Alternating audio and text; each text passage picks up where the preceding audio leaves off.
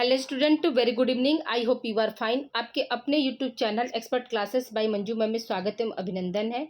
Student, आप लोगों के लिए आज मैं फिर से एक क्लास आप लोगों को दे रही हूँ स्टूडेंट, जो कि आपके एग्जामिनेशन के पॉइंट ऑफ व्यू से मोस्ट इंपॉर्टेंट है। ये क्लास कौन सा है student? MA 4th semester home science, जो कि पेपर का नाम क्या है स्टूडेंट? आप लोगों का पेपर 2 है, असमर्थ एवं अक्षम बालकों की देखभाल। ठीक है, ये का आपका पेपर 2 है स्टूडेंट, और कल ही आप लोगों का क्या इसका एग्जाम होने वाला है। तो हमने फिर से जो है आप लोगों को सुबह में भी एक क्लास आज आप लोगों को दे दिया था और कहा था कि इवनिंग में भी कोशिश करूंगी। तो देखिए, कोशिश तो मतलब सक्सेस हो गई। आज आप लोगों को एक क्लास और मिल गया मेरे द्वारा, और आप लोग प्लीज़ मतलब अच्छे से पढ़ के जाइएगा स्टूडेंट। मेरे मॉडल पेपर से आप लोग याद रखिएगा कि 65 प्लस आप लोग क्वेश्चन जो है सही करके आएंगे स्टूडेंट। ठीक है, 65 प्लस जो है ये मेरा दावा है स्टूडेंट। ठीक है, तो आइए अगले प्रश्न की ओर हम बढ़ते स्टूडेंट। अगला प्रश्न हमारा क्या करें? पहला प्रश्न है आप लोगों का। तो देखिए यहाँ पर क्या है पहला प्रश्न आपका, कि भारत में प्रथम बुद्धि परीक्षण किसने दिया था? यानी भारत में पहली बार जो है बुद्धि परीक्षण जो है किसने दिया था? तो पहला ऑप्शन क्या? CH राइस का है, राइस ने दिया था, या भाटिया ने दिया था, उषा मेहता ने दिया था, या लज्जा शंकर झा ने दिया था स्टूडेंट। याद रखिएगा, इसका पहला ऑप्शन जो है आपका सही हो जाएगा कि भारत में प्रथम बुद्धि परीक्षण जो है CH राइस ने दिया था। अगले प्रश्न की ओर हम चलते हैं स्टूडेंट। अगला प्रश्न हमारा क्या कह रहा है कि भारत में प्रथम बुद्धि परीक्षण कब हुआ? ठीक है, यानी किस ईयर में भारत में प्रथम बुद्धि परीक्षण हुआ था स्टूडेंट। क्वेश्चन आपका ये पूछ रहा है। तो देखिए, पहला ऑप्शन क्या है आपका 1922, दूसरा ऑप्शन 1924, तीसरा ऑप्शन 1926 और चौथा ऑप्शन 1927 स्टूडेंट। याद रखिएगा क्या हो जाएगा आपका 1922 ईस्वी में क्या दिया गया था? प्रथम बुद्धि परीक्षण जो है भारत में दिया गया था स्टूडेंट। ठीक है, अगले प्रश्न की ओर हम चलते हैं स्टूडेंट। अगला प्रश्न हमारा क्या कह रहा है कि बुद्धि लब्धि शब्द का प्रयोग सबसे पहले किसने किया था स्टूडेंट। ठीक है, बुद्धि लब्धि का प्रयोग देखिए स्टूडेंट, यहाँ पे है बुद्धि लब्धि। ठीक है, बुद्धि लब्धि शब्द जो आया था वो मतलब सबसे पहले किसने मतलब दिया था स्टूडेंट? सॉरी, बुद्धि लब्धि ने बुद्धि शब्द का सबसे पहले किसने प्रयोग किया था स्टूडेंट? तो आपका पहला ऑप्शन क्या है? बिने, दूसरा ऑप्शन है साइमन, तीसरा ऑप्शन है गाल्टन और चौथा ऑप्शन है गैने। तो याद रखिएगा स्टूडेंट, इसका आंसर क्या हो जाएगा? गाल्टन ने जो है, गाल्टन ऐसे विद्वान थे जिन्होंने क्या किया था? बुद्धि शब्द का सबसे पहले प्रयोग किया था स्टूडेंट। ठीक है, अगला प्रश्न हमारा क्या कह रहा है कि प्रथम बुद्धि परीक्षण जो है किसने किया स्टूडेंट? प्रथम बुद्धि परीक्षण जो है किसने किया? तो अल्फ्रेड बीने और साइमन ने, दूसरा ऑप्शन टर्मन ने, तीसरा ऑप्शन है CH राइस ने और चौथा ऑप्शन इनमें से कोई नहीं स्टूडेंट। याद रखिएगा कि किसने किया था? तो अल्फ्रेड बीने साइमन ने मिलकर प्रथम बुद्धि परीक्षण जो है किया था स्टूडेंट। यानी पहली बार जो है बुद्धि परीक्षण किसने किया था? तो अल्फ्रेड बीने देखिए स्टूडेंट, थोड़ा सा यहाँ पे गलती हो गया तो इसको आप लोग थोड़ा सा देख लीजिएगा। बीने में क्या होता है? ब पे छोटी की मात्रा होती है। ठीक है, बिने और साइमन ने दिया था। अगले प्रश्न की ओर हम बढ़ते स्टूडेंट। अगला प्रश्न हमारा क्या कह रहा है कि मानसिक परीक्षण शब्द का प्रयोग किसने किया स्टूडेंट? ठीक है, मानसिक परीक्षण शब्द का प्रयोग किसने किया? पहला ऑप्शन क्या? कैटल, दूसरा ऑप्शन है गाल्टन, तीसरा ऑप्शन है साइमन और चौथा ऑप्शन इनमें से कोई नहीं था। हम क्या बताएंगे स्टूडेंट? मानसिक परीक्षण का जो है प्रयोग सबसे पहले किसने किया था स्टूडेंट? तो कैटल ने किया था। कैटल भी करके आ सकता है स्टूडेंट, और इसी को क्या होता है? कैटल भी लिख कर आ सकता है आपके ऑप्शन में। ठीक है, कैटल या कैटल लिख के आएगा तो याद रखिएगा कि कैटल होगा। ओके, अगले प्रश्न की ओर हम चलते हैं स्टूडेंट। अगला प्रश्न हमारा क्या कह रहा है कि मानसिक आयु। ठीक है, देखिए स्टूडेंट क्या है? मानसिक आयु शब्द का प्रयोग किसने किया था? गाल्टन ने, साइमन ने, बिने ने, इनमें से कोई नहीं। याद रखिएगा कि मानसिक आयु शब्द का प्रयोग जो है किसके द्वारा किया गया था स्टूडेंट? तो बिने के द्वारा किया गया था। अब देखिए यहाँ पे क्या है स्टूडेंट, आप लोगों को दो क्वेश्चन ये ऊपर नीचे थोड़ा सा कंफ्यूजन हो सकता है। देखिए यहाँ पे क्या, मानसिक परीक्षण शब्द जो है कैटल के द्वारा दिया गया था, और मानसिक आयु शब्द जो है मतलब जो है मानसिक एज हम कैसे निकालते हैं, उस शब्द का प्रयोग जो है किसने किया था? तो बिने ने किया था। ठीक है, अगले प्रश्न की ओर हम बढ़ते स्टूडेंट। अगला प्रश्न हमारा क्या कर रहा है कि CH राइस ने। ठीक है, देखिए क्या है स्टूडेंट आपका, देखिए सुबह भी CH राइस से क्वेश्चन बना था स्टूडेंट, तो अभी फिर से आप लोगों को जो है कुछ क्वेश्चन बना है तो उसको हमने यहाँ पे दे दिया। अभी इसका डायरेक्ट हमने आंसर यहाँ पे लिख दिया है स्टूडेंट। देखिए क्या है आपका, CH राइस ने बीने साइमन बुद्धि परीक्षण का भारतीय अनुकूलन किया तथा परीक्षण का क्या नाम रखा? पहला तो इसका डायरेक्ट हमने आंसर लिख दिया स्टूडेंट, हिंदुस्तानी बीने परफॉर्मेंस पॉइंट स्केल रखा था। क्या रखा था स्टूडेंट? हिंदुस्तानी बीने परफॉर्मेंस पॉइंट स्केल रखा है। अगले प्रश्न की ओर हम चलते हैं स्टूडेंट। अगला प्रश्न हमारा क्या कर रहा है, दृष्टिबाधित बालक किसकी सहायता से पढ़ते स्टूडेंट? तो याद रखिएगा कि ब्रेल लिपि के द्वारा जो है पढ़ाया जाता है दृष्टिबाधित बालक को। अगले प्रश्न की ओर हम बढ़ते स्टूडेंट। अगला प्रश्न हमारा क्या कह रहा है, है कि भाषा विकास का सिद्धांत किसके द्वारा दिया गया था। पहला ऑप्शन क्या, अरस्तु द्वारा, दूसरा ऑप्शन चामस्की, तीसरा ऑप्शन है जॉनसन एस और चौथा ऑप्शन है इनमें से कोई नहीं। याद रखिएगा, इसका जो है भाषा विकास का सिद्धांत किसके द्वारा दिया गया था, चामस्की के द्वारा दिया गया था। चौमस्की भी आ सकता है और चामस्की भी करके आएगा। ठीक है, अगले प्रश्न की ओर हम पढ़ते हैं स्टूडेंट। अगला प्रश्न हमारा क्या है, प्रगतिशील शिक्षा के प्रतिपादक कौन है। तो याद रखिएगा किसका आंसर क्या हो जाएगा, प्रगतिशील शिक्षा के प्रतिपादक कौन स्टूडेंट, तो जॉन डेवी है। ठीक है, अगले प्रश्न की ओर हम बढ़ते हैं स्टूडेंट। अगला प्रश्न हमारा क्या कह रहा है कि निःशुल्क तथा अनिवार्य शिक्षा किस अनुच्छेद से संबंधित है। ठीक है, निःशुल्क, निःशुल्क ऐसे लिखा गया स्टूडेंट। ठीक है, थोड़ा सा टाइपिंग मिस्टेक, इसको आप लोग सही कर लीजिएगा। निःशुल्क जो है, निःशुल्क तथा अनिवार्य शिक्षा जो है किस अनुच्छेद से संबंधित है स्टूडेंट। तो याद रखिएगा कि अनुच्छेद आपका 21A है, अनुच्छेद 20 है, अनुच्छेद 13 है, इनमें से कोई नहीं। तो याद रखिएगा कि अनुच्छेद 21A से जो है आपका निःशुल्क तथा अनिवार्य शिक्षा जो है संबंधित होता है। अगले प्रश्न की ओर हम चलते हैं स्टूडेंट। अगला प्रश्न हमारा क्या कर रहा है, शैक्षिक रूप से पिछड़े बालक की बुद्धि लब्धि होती है, कितनी होती है, 85 से कम, 70 से कम, 120 से अधिक और 140 से अधिक। तो यहाँ पे क्या हो जाएगा स्टूडेंट कि शैक्षिक रूप से पिछड़े बालक की जो बुद्धि लब्धि होती है वो क्या है, आपका 85 से कम होती है। ठीक है, अगले प्रश्न की ओर हम चलते हैं स्टूडेंट। अगला प्रश्न हमारा क्या कर रहा है, उत्तर प्रदेश बेसिक शिक्षा अधिनियम कब अस्तित्व में आया। पहला ऑप्शन क्या, 1972, दूसरा ऑप्शन 1985, तीसरा ऑप्शन 1987, चौथा ऑप्शन 1988। तो यहाँ पर आंसर क्या हो जाएगा आपका, पहला ऑप्शन 1972 में आया। ठीक है, अगले प्रश्न की ओर चलते हैं स्टूडेंट। अगला प्रश्न हमारा क्या कर रहा है, मंद बुद्धि बालकों को शिक्षा देते समय किन बातों का हम ध्यान रखते हैं। ठीक है, ध्यान रखना चाहिए। तो पहला ऑप्शन क्या है, स्वयं की देखभाल का प्रशिक्षण, दूसरा ऑप्शन है खेल का प्रशिक्षण, तीसरा ऑप्शन है व्यवसायिक का प्रशिक्षण और चौथा ऑप्शन है आपका स्टूडेंट उपरोक्त सभी। तो यहाँ पे क्या हो जाएगा स्टूडेंट, आपका उपरोक्त सभी हो जाएगा। मंद बुद्धि बालकों को शिक्षा देते समय किन बातों का ध्यान रखना चाहिए, यानी वो अपना कैसे अपना ध्यान रख सकते हैं उसके बारे में हम दे सकते हैं, खेल में कैसे वो आगे बढ़ सकते हैं उसके बारे में दे सकते हैं, व्यवसायिक प्रशिक्षण के बारे में दे सकते हैं। इसलिए यहाँ पे क्या हो जाएगा, आपका चौथा ऑप्शन सही हो जाएगा, उपरोक्त सभी हो जाएगा। ठीक है, अगले प्रश्न की ओर हम चलते हैं स्टूडेंट। अगला प्रश्न हमारा क्या कह रहा है कि मानसिक पिछड़ेपन के लिए कौन सा कारक उत्तरदायी है। पहला ऑप्शन क्या, वंशानुक्रम, दूसरा है वातावरण, तीसरा है उपरोक्त दोनों, चौथा ऑप्शन इनमें से कोई नहीं था। हम क्या बताएंगे स्टूडेंट, आपका क्या है जो है उपरोक्त दोनों, यानी वंशानुक्रम और वातावरण दोनों जो है उत्तरदायी कारक होते हैं। अगले प्रश्न की ओर चलते हैं स्टूडेंट। अगला प्रश्न हमारा क्या कर रहा है, बुद्धि परीक्षण में मानसिक आयु शब्द बीने ने कब जोड़ा, यानी जो बीने जो विद्वान थे उन्होंने जो है मानसिक आयु शब्द को कब जोड़ा, किस ईयर में जोड़ा बुद्धि परीक्षण। क्वेश्चन आपका ये पूछा है। पहला ऑप्शन क्या, 1908, 1910, 1920, 1925। याद रखिएगा स्टूडेंट 1908 ईस्वी में बुद्धि परीक्षण में मानसिक आयु शब्द को जो है जोड़ा गया। अगले प्रश्न की ओर चलते स्टूडेंट। अगला प्रश्न हमारा क्या कह रहा है, थॉर्नडाइक ने बुद्धि के कितने प्रकार बताए हैं। तो आपको सभी लोगों को याद हो गए, 3 प्रकार बताए हैं। अगले प्रश्न की ओर चलते स्टूडेंट। अगला प्रश्न हमारा क्या कह रहा है, समावेशी शिक्षा में शिक्षक की कौन सी विशेषता सबसे कम महत्वपूर्ण है। ठीक है, समावेशी शिक्षा में शिक्षक की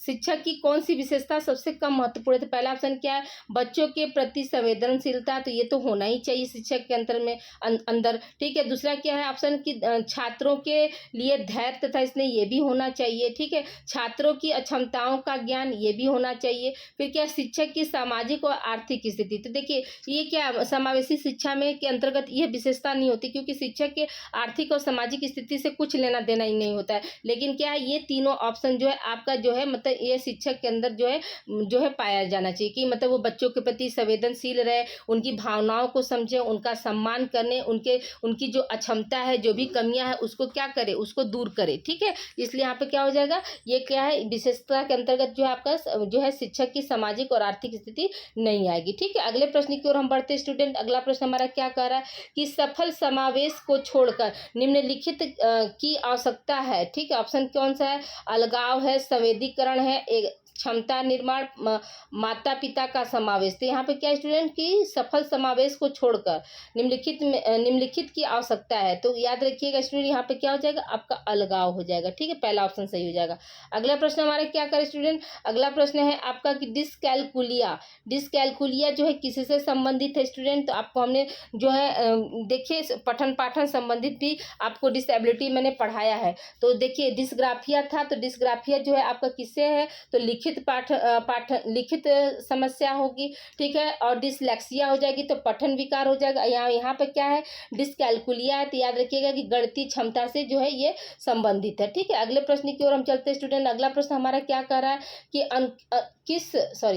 देखिए, संविधान के, ठीक है, संविधान के किस अनुच्छेद में शिक्षा को मौलिक अधिकार माना गया है, ठीक है। संविधान के किस अनुच्छेद में शिक्षा को मौलिक अधिकार माना गया? तो पहला ऑप्शन क्या, अनुच्छेद 21A, अनुच्छेद 20, अनुच्छेद 21 और अनुच्छेद 22। तो याद रखिएगा स्टूडेंट कि अनुच्छेद 21A में जो है शिक्षा को क्या है, मौलिक अधिकार के अंतर्गत माना गया है, ठीक है। अगले प्रश्न की ओर चलते हैं स्टूडेंट। अगला प्रश्न हमारा क्या कह रहा है कि हस्तशिल्प शिक्षा दी जाती है, किसे दी जाती है?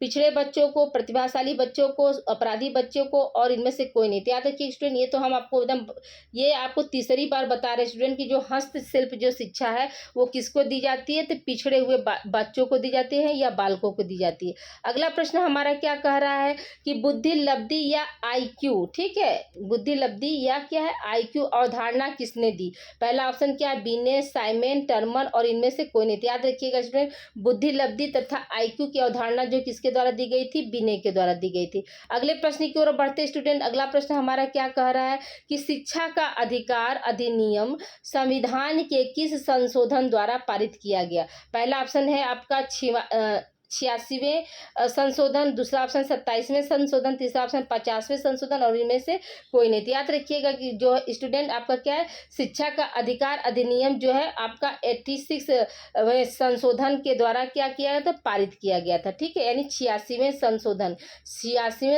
के द्वारा क्या किया गया था? इसे पारित किया गया था। अगले प्रश्न की ओर चलते हैं स्टूडेंट। अगला प्रश्न हमारा क्या कह रहा है, समावेशी शिक्षा का विषय नहीं है स्टूडेंट, नहीं शब्द पर विशेष ध्यान दीजिएगा। आदिवासी बच्चे, ठीक है, गंभीर बीमार से पीड़ित बच्चे, फिर क्या, केवल कामकाजी महिलाओं के बच्चे, और घुमक्कड़ू बच्चे, ठीक, घुमंतु बच्चे, ठीक है। तो यहाँ पे क्या हो जाएगा आपका स्टूडेंट, याद रखिएगा कि केवल कामकाजी महिलाओं के बच्चे जो है समावेशी शिक्षा के विषय क्षेत्र के क्या है, अंतर्गत नहीं आते हैं, ठीक है। अगले प्रश्न की ओर चलते हैं स्टूडेंट। अगला प्रश्न हमारा क्या कह रहा है, दिव्यांगजन अधिकार अधिनियम 2016 में कितने अध्याय तथा धाराएं हैं? ठीक है, दिव्यांगजन अधिकार अधिनियम 2016 में कितनी अध्याय और कितने धाराएं हैं स्टूडेंट? तो पहला ऑप्शन क्या है आपका, अध्याय 27 धारा 104, अध्याय 7 धारा 107, अध्याय 17 धारा 102, और इनमें से कोई नहीं। तो याद रखिएगा स्टूडेंट, इसका क्या हो जाएगा, आपका तीसरा ऑप्शन जो है सही हो जाएगा कि दिव्यांगजन अधिकार अधिनियम 2016 में जो है अध्याय जो है 17 और धारा कितनी है, 120 है। अगले प्रश्न की ओर चलते हैं स्टूडेंट। अगला प्रश्न हमारा क्या कह रहा है कि संयुक्त राष्ट्र महासभा ने दिव्यांगजनों के अधिकारों पर उसके अभिसमय को अंगीकृत किया था, मतलब किस सन में उन्होंने अंगीकृत किया था? तो पहला ऑप्शन क्या है आपका 13 दिसंबर जो है 2006, फिर 12 दिसंबर 2006, 22 दिसंबर 2006 और 23 दिसंबर 2006 स्टूडेंट। याद रखिएगा स्टूडेंट, यहाँ इसका आंसर क्या हो जाएगा आपका 13 दिसंबर 2006 को जो है संयुक्त राष्ट्र महासभा ने क्या किया था, दिव्यांगजन के अधिकारों पर अभिसमय को अंगीकृत किया था, ठीक है। अगले प्रश्न की ओर हम बढ़ते स्टूडेंट। अगला प्रश्न हमारा क्या कह रहा है कि दिव्यांगजन, ठीक है, क्या है, दिव्यांगजन अधिकार अधिनियम 2016 लोकसभा में कब पारित किया गया था? तो पहला ऑप्शन क्या है आपका 16 दिसंबर 2006, फिर है 17 दिसंबर 2006, 15 दिसंबर 2006, और इनमें से कोई नहीं। इसका आंसर क्या हो जाएगा स्टूडेंट आपका जो है 16 दिसंबर 2006 को जो है पारित किया गया था लोकसभा में, ठीक है। अगले प्रश्न की ओर चलते हैं स्टूडेंट। अगला प्रश्न हमारा क्या कह रहा है, दिव्यांगजन अधिकार अधिनियम 2016 राज्यसभा में कब पारित हुआ? ठीक है, राज्यसभा में पूछ रहा है स्टूडेंट। तो याद रखिएगा कि 14 दिसंबर 2016 को क्या है राज्यसभा में जो है पारित किया गया था। अब देखिए यहाँ पर क्या थोड़ा सा आप लोगों को कन्फ्यूजन हो सकता है। देखिए यहाँ पे क्या है, दिव्यांगजन राज्यसभा में कब आया, कब पारित हुआ? तो 14 दिसंबर 2016 को हुआ, ठीक है। फिर इसके बाद क्या है, लोकसभा में यह कब पारित हुआ? तो 16 दिसंबर 2006 को हुआ, ठीक है। ठीक है, इसको आप लोग ध्यान दीजिएगा। इसमें थोड़ा सा कंफ्यूजन नहीं होना चाहिए। अगले प्रश्न की ओर चलते हैं स्टूडेंट। अगला प्रश्न हमारा क्या कह रहा है कि दिव्यांग जन अधिकार अधिनियम 2016 को राष्ट्रपति की मंजूरी मिली, यानी किस साल किस वर्ष जो है दिव्यांग जन अधिकार 2016 को जो है राष्ट्रपति के द्वारा जो है मंजूरी मिली। तो याद रखिएगा कि 27 दिसंबर 2016 को मिली थी। ठीक है, कब मिली थी स्टूडेंट? 27 दिसंबर 2016 को मिली थी राष्ट्रपति के द्वारा, मतलब मान्यता की, मतलब दिव्यांगों के लिए भी अधिकार होना चाहिए। ठीक है, तो याद रखिएगा कब मिली, तो 27 दिसंबर 2016 को मिली। ठीक है, अगले प्रश्न की ओर हम बढ़ते हैं स्टूडेंट। अगला प्रश्न हमारा क्या कह रहा है कि दिव्यांग जन अधिकार अधिनियम 2016 कब प्रभावी हुआ, यानी पूरी तरह से जो है कार्यरत कब हुआ, किस सन में आया स्टूडेंट? याद रखिएगा कि आपका 19 अप्रैल 2017 को आया। ठीक है, कब आया? 19 अप्रैल 2017 को आया। ठीक है, अगले प्रश्न की ओर हम बढ़ते हैं स्टूडेंट। अगला प्रश्न हमारा क्या कर रहा है कि दिव्यांगजन अधिकार अधिनियम 2016 के अंतर्गत देखरेखकर्ता को परिभाषित किया गया है, यानी किस धारा में इसको परिभाषित किया गया है? क्वेश्चन आपका ये पूछ रहा है। धारा 2D या घ, हिंदी में घ बोलेंगे, इंग्लिश में डी बोलते हैं। फिर क्या धारा आपका 2A में, धारा 2C में और धारा 2झ में। तो याद रखिएगा स्टूडेंट कि दिव्यांगजन अधिकार अधिनियम 2016 के अंतर्गत देख रेख करता है, यानी उनकी देखभाल मतलब की जाए, इसकी परिभाषा जो है किस में दी गई थी? तो याद रखिएगा कि जो आपका सेक्शन यानी धारा, ठीक है, सेक्शन इंग्लिश में कहते हैं और धारा क्या हिंदी, तो क्या है, सेक्शन 2D में किया गया था। ठीक है, अगले प्रश्न की ओर चलते स्टूडेंट। अगला प्रश्न हमारा क्या कह रहा है, दिव्यांग जन अधिकार अधिनियम 2016 के अंतर्गत रोध यानी रोध को इंग्लिश में क्या बोलते हैं? बैरियर यानी रुकावट को परिभाषित किया गया है। तो यानी किस में परिभाषित किया गया, किस सेक्शन में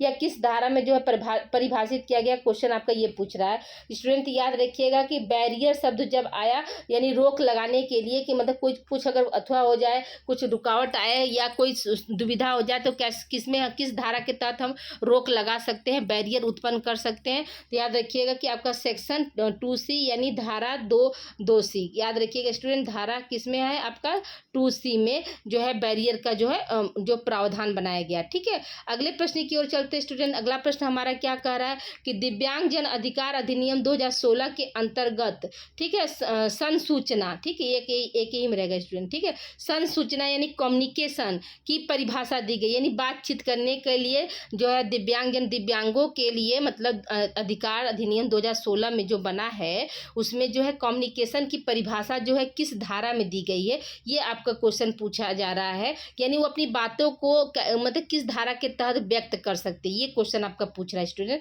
तो याद रखिएगा कि यहाँ पे क्या हो जाएगा, आपका सेक्शन 2F हो जाएगा, यानी धारा क्या है स्टूडेंट, हिंदी में आप भी जान लीजिए कि 2F में जो है इसका जो है वर्णन किया गया, किस में? कम्युनिकेशन का। ठीक है, अगले प्रश्न की ओर चलते स्टूडेंट। अगला प्रश्न हमारा क्या कह रहा है कि दिव्यांग जन अधिकार अधिनियम 2016 के अंतर्गत सम्मिलित शिक्षा या समावेशी शिक्षा को परिभाषित किया गया है, यानी किस सेक्शन में जो है सम्मिलित शिक्षा या समावेशी शिक्षा को हम परिभाषित कर सकते हैं? आपका पहला ऑप्शन क्या दिया है, section 2N, section 2M, section 2E, section 2O। यानी आपका क्या है, यहाँ पर क्या है, धारा। सेक्शन का हिंदी में क्या बोलते हैं? धारा। तो धारा क्या दिया है? 2N दिया है स्टूडेंट। धारा फिर क्या दिया है? आपका 2M दिया है। तो यहाँ पर क्या हो जाएगा आपका 2M यानी आपका सेकेंड ऑप्शन सही हो जाएगा कि जो है समावेशी, मतलब दिव्यांगजन अधिकार अधिनियम 2016 के अंतर्गत, यानी सभी बच्चों के समावेशी शिक्षा का मतलब क्या होता है स्टूडेंट, जहाँ पर क्या है, एक सामान्य बालक, प्रतिभाशाली बालक और मतलब जो है विकलांग बालक को मतलब एक साथ बैठाकर शिक्षा दी जाए, वही क्या है हमारा है समावेशी शिक्षा। यानी कि बिना किसी भेदभाव के, चाहे वो किसी जाति किसी धर्म का हो, तो उसको एक साथ बैठाकर एक ही छत के नीचे जो है शिक्षा दी जाती है, उसी को हम क्या बोलते हैं? समावेशी शिक्षा बोलते हैं। और यह मतलब आपका पूछा जा रहा है यहाँ पर कि दिव्यांगजन अधिकार अधिनियम 2016 के तहत, ठीक है, जो बना है आपका दिव्यांगजन अधिकार अधिनियम 2016, तो उसको जैसे पूछ रहा है कि समावेशी शिक्षा को किस धारा के अंतर्गत रखा गया है स्टूडेंट। तो आप याद रखिएगा कि धारा जो है 2M के अंतर्गत रखकर उन्हें क्या किया जाता है, एक ही छत के नीचे क्या करते हैं, सभी बच्चों को शिक्षा दिया जाता है। ठीक है, अगले प्रश्न की ओर हम बढ़ते स्टूडेंट। अगला प्रश्न हमारा क्या कह रहा है कि दिव्यांगजन अधिकार अधिनियम अधिनियम 2016 के अंतर्गत संस्था यानी जैसे कोई ऑर्गेनाइजेशन किया जा रहा है, मतलब बनाने के लिए को परिभाषित किया गया, यानी किस धारा में जो इसको रखा गया स्टूडेंट। पहला ऑप्शन क्या है आपका section 2A, section 2R, section 2C और सेक्शन 2O। तो याद रखिएगा स्टूडेंट, इसका आंसर क्या हो जाएगा आपका। सेक्शन को हम बार बार बता रहे हैं कि हिंदी में क्या बोलते हैं, धारा क्या है 2O में जो है संस्था के लिए क्या किया गया है, बात किया गया है या उसकी परिभाषा दी गई है। ठीक है, अगले प्रश्न की ओर चलते हैं स्टूडेंट। अगला प्रश्न हमारा क्या कह रहा है, क्वेश्चन नंबर आप देखिए 37 क्या है, दिव्यांगजन अधिकार अधिनियम 2016 के तहत क्या है, दिव्यांग शब्द को परिभाषित किया गया, यानी जो दिव्यांग शब्द आया 2016 में तो उसको जो है किस धारा में परिभाषित किया गया, यानी उसका वर्णन, दिव्यांग शब्द का जो वर्णन है वो किस धारा के अंतर्गत किया गया है, क्वेश्चन आपका ये पूछ रहा है स्टूडेंट। यहाँ पहला ऑप्शन क्या है आपका, धारा या section 2S, section 2R, section 2A, यानी क्या पूछ रहा है स्टूडेंट की धारा जो है आपका 2S हो गया, फिर क्या है आपका धारा 2R हो गया, ठीक है, और फिर क्या है आपका धारा जो है 2 क्या है A हो गया। ठीक है, तो यहाँ पर पूछ रहा है कि किसमें जो है दिव्यांग शब्द का जो है वर्णन किया गया। तो याद रखिएगा कि धारा 2S में जो है वर्णन किया गया, यानी आपका क्या है सेक्शन 2S या धारा 2S में जो है दिव्यांग शब्द को जो है परिभाषित किया गया है। अगले प्रश्न की ओर चलते हैं स्टूडेंट। अगला प्रश्न हमारा क्या कह रहा है कि दिव्यांगजन अधिकार अधिनियम 2016 के तहत पुनर्वास, आप लोग पुनर्वास शब्द बार बार सुन रहे हैं स्टूडेंट, तो अब यहाँ पर बोल रहा है प्रश्न आपका ये कह रहा है कि दिव्यांगजन अधिकार अधिनियम 2016 के तहत पुनर्वास की परिभाषा दी गई, यानी किस धारा में जो है पुनर्वास शब्द का जो है वर्णन किया गया, क्वेश्चन आपका ये पूछा है। तो section 2ZB, section 2ZC, section 2ZA, section 2ZD। तो यहाँ पे याद रखिएगा स्टूडेंट, यहाँ पे क्या हो जाएगा आपका जो है धारा या सेक्शन जो है कौन सा हो जाएगा, 2ZA में जो है आपका क्या है पुनर्वास शब्द का जो है वर्णन किया गया। किसका स्टूडेंट, पुनर्वास, यानी उनके रहने के, उनके खाने पीने की, उनकी देख रेख की, उनकी शिक्षा दीक्षा, ठीक है, उनके कमरे की व्यवस्था, उनकी दवाइयाँ की व्यवस्था, ठीक है, उनके खेलने कूदने की, मतलब हर एक चीज़ों की, नहीं छोटी से छोटी और बड़ी से बड़ी जो आवश्यकता होती है उसका सविस्तार जो वर्णन है वो कहाँ पे है आपका 2ZA में है स्टूडेंट। ठीक है, अगले प्रश्न की ओर चलते हैं स्टूडेंट। अगला प्रश्न हमारा क्या कह रहा है कि दिव्यांगजन अधिकार अधिनियम 2016 के अंतर्गत शिकायत प्रतिशोध अधिकारियों से ली गई शिकायत की जांच कितने दिनों के भीतर की जाएगी। पहला ऑप्शन क्या है 2 सप्ताह के भीतर, 4 सप्ताह के भीतर, 5 सप्ताह के भीतर और क्या है 6 सप्ताह के भीतर। स्टूडेंट याद रखिएगा कि अगर कोई मान लीजिए दिव्यांग जो है अपना मतलब शिकायत दर्ज करता है, मतलब रजिस्टर्ड करता है, तो उसको कितने दिन में जैसे फिर से जांच करने का अवसर मिलेगा। तो याद रखिएगा 2 सप्ताह, यानी 2 सप्ताह की जगह पे क्या हो सकता है स्टूडेंट आपका 14 दिन भी आ सकता है। ठीक है, तो यानी 14 दिन के भीतर क्या है वो जांच बैठ जाएगी। ठीक है, अगले प्रश्न की ओर चलते स्टूडेंट। अगला प्रश्न हमारा क्या कह रहा है, देखिए अगला प्रश्न है आपका कि दिव्यांगजन को उच्च शिक्षा संस्थाओं में आरक्षण का उपलब्ध किया गया है, आरक्षण को उपलब्ध किया गया। ठीक है, यानी किस सेक्शन के अंतर्गत जो है दिव्यांगजन के आरक्षण की बात की गई, यानी किस धारा में जो है दिव्यांगजन के लिए उच्च शिक्षा, ठीक है स्टूडेंट, कौन सा हाई क्वालिफिकेशन के लिए जो है मतलब उपलब्ध किया गया, तो किस धारा के अंतर्गत आता है, क्वेश्चन आपका ये पूछ रहा है। तो पहला ऑप्शन क्या दिया आपका 30 मतलब सेक्शन 30 यानी धारा 30, धारा 31, धारा 32 और धारा 33। स्टूडेंट याद रखिएगा क्या है धारा 32 के अंतर्गत क्या है दिव्यांगजन को जो है उच्च शिक्षा जो है प्राप्त करने के लिए क्या है आरक्षण की बात की गई है, किस धारा में, तो 32 धारा में। ठीक है, आई होप यहाँ तक आप लोग को समझ में आ गया होगा स्टूडेंट। तो देखिए स्टूडेंट वीडियो को आप लोग लाइक शेयर जरूर करते रहिए। हम देखिए बार बार कहना अच्छा नहीं लगता है कि स्टूडेंट आप लोग वीडियो को लाइक कीजिए, शेयर कीजिए। ठीक है, वीडियो को अगर पसंद आए तो आप लोग कमेंट कीजिए। आप लोग देखने के लिए तो देख लेते हैं 400 500 मतलब व्यू मेरा चला जाता है, लेकिन कमेंट में बस 1 2 3 आता है।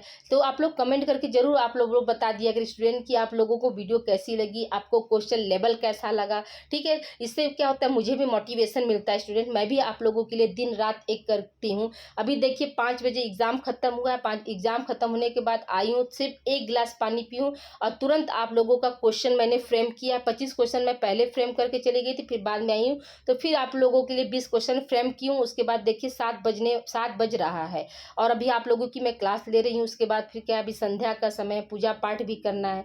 लेकिन पहले क्या है, पहले मुझे लगता है कि नहीं, अपने बच्चों की मैं क्लास पहले दे दूं, क्योंकि मैं बार बार बोलती हूँ कि कर्म ही पूजा है। ईश्वर भी आपकी जो है भक्ति भाव को देखता है स्टूडेंट, ठीक है, आपकी कर्म को, आपके कर्तव्यों को ईश्वर भी देखता है।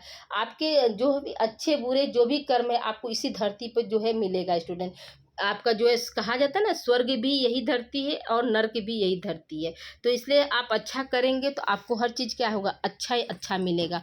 तो देखिए, हम भी आप लोगों के लिए मेहनत जिस तरह से कर रहे हैं, दिन रात एक कर देते हैं आप लोगों के लिए, कि मेरे बच्चे जो हैं मतलब अच्छे जो है ग्रेड से पास हो स्टूडेंट, सिर्फ पास नहीं हो, से अच्छे ग्रेड से पास हो। मैं इसलिए दिन रात एक करती हूँ कि आप लोग अच्छे ग्रेड से पास होंगे तो मुझे बहुत खुशी होगी। और आप लोग जिस दिन भी मुकाम, कोई मुकाम आप लोगों ने अगर हासिल कर लिया, तो मैं मानूंगी कि नहीं, मेरा मेहनत जो है, पढ़ाया हुआ जो मेरा मेहनत है, वो आज क्या है, रंग लाया। एक टीचर तभी सक्सेस होता है स्टूडेंट, जब उसके बच्चे जो है मतलब कोई डिग्निटी हासिल कर लेते हैं स्टूडेंट, ठीक है। आइए आगे क्वेश्चन देखते हैं स्टूडेंट, आपका क्या क्वेश्चन है। देखिए, दिव्यांग जन अधिकार अधिनियम 2016 के अंतर्गत दिव्यांग बालकों को निःशुल्क शिक्षा का अधिकार होगा। पहला ऑप्शन क्या है, धारा 31, धारा 20, धारा 23 और धारा 33 स्टूडेंट। याद रखिएगा स्टूडेंट, यहाँ के क्या हो जाएगा आपका, धारा 31 में क्या है, दिव्यांग जनों के लिए क्या है, निःशुल्क शिक्षा, ठीक है, यानी बिना पैसे की शिक्षा जो है का वर्णन किस धारा में किया गया है, यानी वह निःशुल्क शिक्षा ले सकते हैं। किस धारा के तहत, जो है आपका धारा 31 के तहत स्टूडेंट, ठीक है। अगले प्रश्न की ओर चलते स्टूडेंट। अगला प्रश्न हमारा क्या कह रहा है कि दिव्यांगजन अधिकार अधिनियम 2016 के तहत की धारा में धारा 34 में दिव्यांग जन को सरकारी नौकरी में आरक्षण दिया जाएगा। यानी कहा जा रहा है कि जो 2016 में विकलांगों के लिए जो अधिकार अधिनियम जो बना, उसमें धारा 34 में जो वर्णन किया गया कि इन्हें जो है आरक्षण दिया जाएगा, तो कितने % का आरक्षण दिया जाएगा, क्वेश्चन आपका ये पूछा है स्टूडेंट। तो पहला ऑप्शन क्या है आपका, 5%, 10%, 15%, 20% और लास्ट का है पांचवा 4% स्टूडेंट। याद रखिएगा कितना % की बात हुई है स्टूडेंट सरकारी नौकरी के लिए, तो 4% की बात हुई है। अब देखिए यहाँ पर दो क्वेश्चन बन रहा है स्टूडेंट। एक तो आरक्षण हो गया आपका, देखिए एक आरक्षण हो गया आपका 4%, ठीक है। एक आरक्षण नौकरी, सरकारी नौकरी के लिए क्या हुआ, आरक्षण जो है 4% हो गया, ठीक है। अब इसी को कह सकता है क्वेश्चन की 4% का आरक्षण जो है किस धारा में दिया जा रहा है, तो क्या बताएंगे कि धारा क्या हो जाएगा स्टूडेंट, सेक्शन या धारा जो है आपका क्या 34 में जो है इसका वर्णन किया गया। धारा 34 में क्या है, इसका वर्णन किया गया। किसके लिए धारा 34 में वर्णन किया गया, दिव्यांग जनों के अधिकार के लिए। अधिकार अधिनियम 2016 के तहत जो है धारा 34 के तहत जो है दिव्यांग जनों को 4% का क्या है आरक्षण दिया जाएगा, किसमें, सरकारी नौकरी में, ठीक है। अगले प्रश्न की ओर बात करते हैं स्टूडेंट। अगला प्रश्न हमारा क्या कह रहा है कि देखिए अगला प्रश्न है आपका कि दिव्यांग जन अधिकार अधिनियम 2016 के अंतर्गत विशेष रोजगार कार्यालय का उपलब्ध किया गया है, ठीक है। विशेष रोजगार कार्यालय जो है उपलब्ध कहाँ किया गया है, या उसका जो उपलब्धता होती है उसका जो वर्णन है किस धारा के अंतर्गत किया गया है। तो पहला ऑप्शन क्या है आपका 35, दूसरा ऑप्शन है 46, तीसरा ऑप्शन है 36 और चौथा ऑप्शन है आपका जो है 32 स्टूडेंट। याद रखिएगा स्टूडेंट, यहाँ पे क्या हो जाएगा आपका 36 हो जाएगा स्टूडेंट। देखिए स्टूडेंट, बार बार जैसे दिव्यांग शब्द और विकलांगता शब्द जैसे दिमाग में गुजरा है, तो मेरी एक स्टूडेंट है, उनकी क्या है डिलीवरी अभी 20-25 दिन पहले हुई है।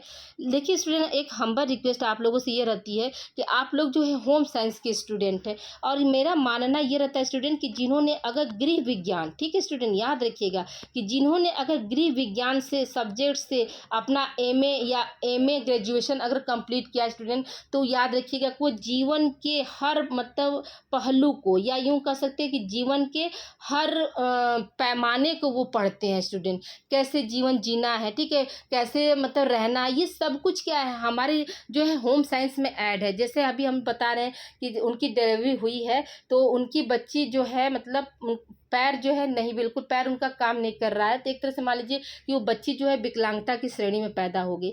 तो आप लोग जैसे कि इस समय मैं देखती हूँ कि जितने भी युवा मतलब किशोरियाँ हैं, या यूँ कह सकते हैं जिनका जो है न्यू मैरिड है, तो वो प्रेग्नेंट होती हैं, तो वो अपना केयर नहीं रख पाती है। यूँ कह सकते हैं कि सिम्टम्स बहुत सारे डोमिनेंट होते हैं स्टूडेंट प्रेगनेंसी के दौरान। खान पान हमको अच्छा नहीं लगता है, लेकिन जो भी हमारे डॉक्टर अगर उसमें हमको राय देते हैं कि हमें क्या कैल्शियम की गोली, आयरन की गोली, ठीक है, आयरन, कैल्शियम और प्रोटीन, ये सब हमको देते हैं कि आप लोग इसका सेवन कीजिए। फॉलिक एसिड, ये सब आप लोगों का क्या है, मिलता है स्टूडेंट। फॉलिक एसिड का जो टैबलेट होता है वो मिलता है, तो ये सब आप लोग प्रॉपर रूप से खाया करिए। कभी कभी क्या होता है, सारे चीज़ हमारे पास पड़े रहने के वजह से, और उसमें क्या होता है, प्रेगनेंसी के दौरान आयरन और कैल्शियम की गोली से, खासतौर से आयरन की गोली से स्मेल आती है। लेकिन हमें क्या है, हमें एक, हमारे पेट में क्या हो रहा है, एक जीव पल रहा है स्टूडेंट, बहुत सारी जो है संवेदनाएं हमारे उस बच्चे से जुड़ जाती है। तो क्या हम अपने बच्चे के लिए ये प्रॉपर जो डाइट हमारा बनता है, क्या हम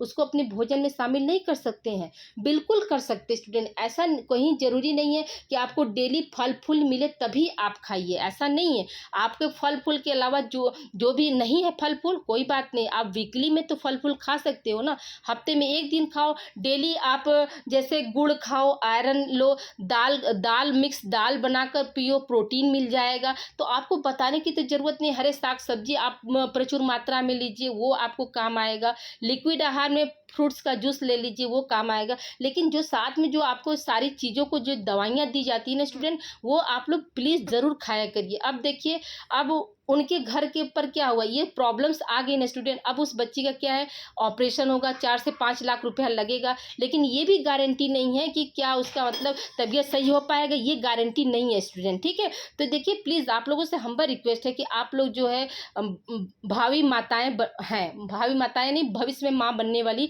हैं, तो आप लोग प्लीज़ इस बात को भी आप लोग ध्यान रखिए कि आप लोगों को अपने आहार में क्या क्या चीज़ें लेनी है, जिससे क्या हो, हमारा बच्चा जो है दिव्यांग जन्म में न आए। प्लीज़ आप लोग अपने सब्जेक्ट को अपने जीवन में जरूर उतारिए स्टूडेंट। हमारा सब्जेक्ट ऐसा है स्टूडेंट कि हम एक क्या है, होम डॉक्टर है स्टूडेंट, ठीक है, होम डाइटिशियन है। हमारे सब्जेक्ट में हर वो चीज़ों को शामिल किया गया जो कि हमारे शारीरिक विकास, मानसिक विकास, संवेगात्मक, मतलब हर एवरी डेवलपमेंट के लिए क्या होता है, ये ज़रूरी होता है स्टूडेंट, ठीक है। तो आज मैंने सुना स्टूडेंट, तो मुझे बहुत तकलीफ हुई कि मतलब वो बच्ची, बताइए, मतलब अभी छोटी सी 15-20 दिन की बच्ची है और वो विकलांग पैदा हुई। तो प्लीज़ आप लोग को जो भी डॉक्टर एडवाइस देते हैं, आप लोग उसको बिल्कुल फॉलो किया करिए, ठीक है। आगे चलिए स्टूडेंट, अगला हम क्वेश्चन देखते हैं। अगले क्वेश्चन की तरफ हम चलते हैं स्टूडेंट। अगला प्रश्न हमारा क्या कह रहा है, देखिए, थोड़ा सा क्या होता है स्टूडेंट की व्यवहारिक ज्ञान इसलिए जरूरी है कि कभी कभी क्या होता है, चीज़ें हमारे आंखों के सामने से गुजरती हैं, लेकिन हम उस पर ध्यान नहीं दे पाते। लेकिन शायद हो सकता है कि आज मेरी बातें कितने लोगों को ये चीज़ें समझ में आई होगी। और जो भी मान लीजिए कोई अगर जेंट्स भी अगर मेरा लेक्चर सुन रहा है, तो प्लीज़ आप लोगों से हम्बल रिक्वेस्ट है कि आप लोग प्रेगनेंसी के दौरान अपनी जो है वाइफ को जो है पूरी प्रोटेक्शन दीजिए, पूरी मतलब एक तरह से मान लीजिए उनकी सारी आवश्यकताओं को आप लोग पूरा करिए, क्योंकि आप भी क्या है, भविष्य के पिता है, और वो भी क्या है, भविष्य की माँ है। तो ये क्या है, आप दोनों की जिम्मेदारी बनती है, ठीक है। आप ठीक है, उनको दिक्कत हो रही है प्रेगनेंसी के समय, क्या होता है, बहुत सारे सिम्टम्स हमने बोला ना कि खाना नहीं अच्छा लगता है, स्मेल आती है, ये सब कुछ होते हैं। लेकिन इसके बावजूद भी क्या है, हम अपने बच्चे के लिए हमें वो सारी चीज़ों को फॉलो करना चाहिए जो हमारा डॉक्टर कहता है, ठीक है। आइए अगले प्रश्न की ओर चलते हैं स्टूडेंट। अगला प्रश्न हमारा क्या है कि बुद्धि आलोचनात्मक ढंग से क्या है, सोने की प्रक्रिया है, यह कथन है, ठीक है। तो पहला ऑप्शन क्या दिया है, साइमन है, सोने नहीं होगा स्टूडेंट, सोचने की होगा, देख लीजिएगा यहाँ पे, सोचने की होगा, सोने नहीं है, ठीक है।